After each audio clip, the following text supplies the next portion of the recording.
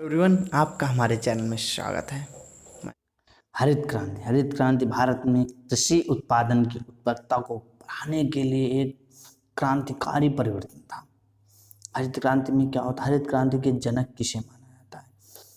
बर्लॉन्ग को हरित क्रांति का जनक माना जाता है। भारत में हरित क्रांति के जनक माने जाने वाले MS स्वामीनाथन ने मैक्सिको की पद्धति को भारत में अपनाने की कोशिश की और उस पर बल दिया, जिससे भारत की कृषि आत्मनिर्भर हो गई। सबसे पहला क्वेश्चन, हरित क्रांति किस पर आधारित है? हरित क्रांति कृषि उत्पादकता, खाद्यान्न की वृद्धि पर है।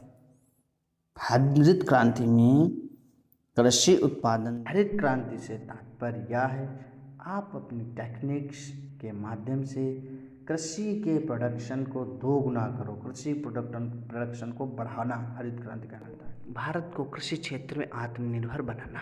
हरित क्रांति के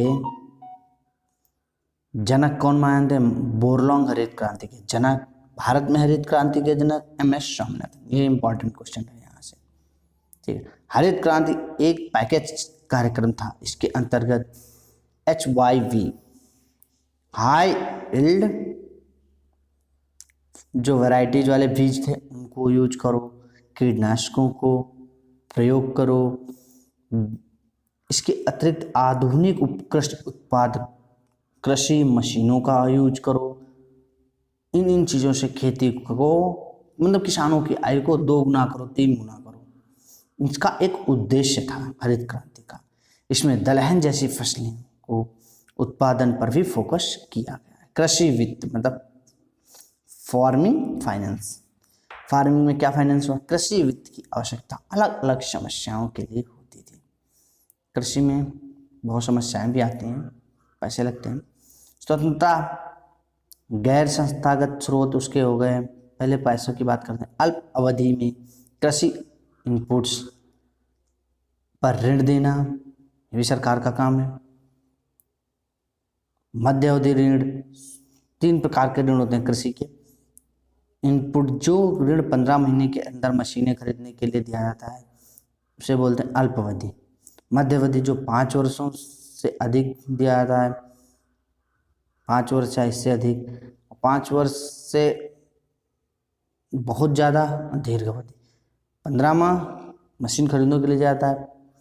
अल्प अवधि 15 माह से 5 साल, मध्य अवधि 5 साल से अधिक, दीर्घ अवधि।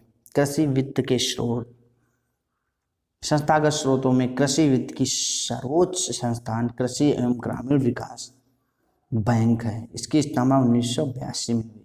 गैर संस्थागत स्रोत, महाजनों से पैसे ले लो, किसी अमीर से पैसे ले लो, जमींदार से पैसे ले लो, प्रधान से पैसे ले लो, ये सब हो गया।